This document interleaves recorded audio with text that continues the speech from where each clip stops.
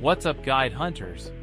If I could start a brand new Evomon account today, there are quite a few things I would do differently. The game has a lot of hidden mechanics and progression systems that are easy to overlook when you are just focused on catching new monsters. Today I want to share the biggest things I wish I knew earlier because they would have saved me a lot of time and resources. The first thing I wish I knew is that not every Evomon is worth investing in.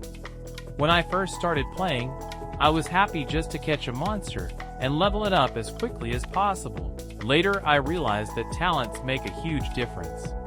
Every Evomon receives a random talent that increases 3 different stats, and higher talent ranks provide much larger bonuses. Before spending your resources, always take a moment to check whether the talent is actually good. Something else I learned much later is that the boosted stats matter just as much as the talent rank. An SSS talent sounds amazing, but if it improves stats that do not fit your Evomon, it will never perform as well as one with bonuses that support its strongest attacks. Looking at the stat distribution before committing to a monster can save you from investing in the wrong one. I also wish I knew how important natures really are. At first, I completely ignored them, because a 10% bonus did not sound like much. Once I started paying attention, I realized that the extra damage, speed, or survivability can make a noticeable difference during battles. If your nature does not match your Evomon, using a nature reroll potion is usually a much better choice than pretending it does not matter. Another mistake I made was forgetting about traits after reaching level 30. Unlocking traits is only the beginning, since they provide permanent passive effects. Finding one that works well with your Evomon is worth the effort. The nice thing is that traits can always be re-rolled, so you are never permanently stuck with a bad one. One lesson that really changed how I played was understanding that evolutions are much more than just cosmetic upgrades.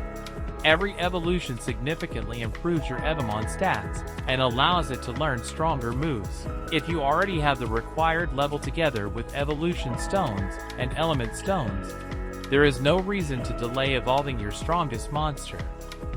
Equipment was another feature I underestimated. When I first unlocked equipment challenges, I thought simply getting a few pieces of gear was enough. Later I discovered that refining and enhancing equipment is where much of its real power comes from.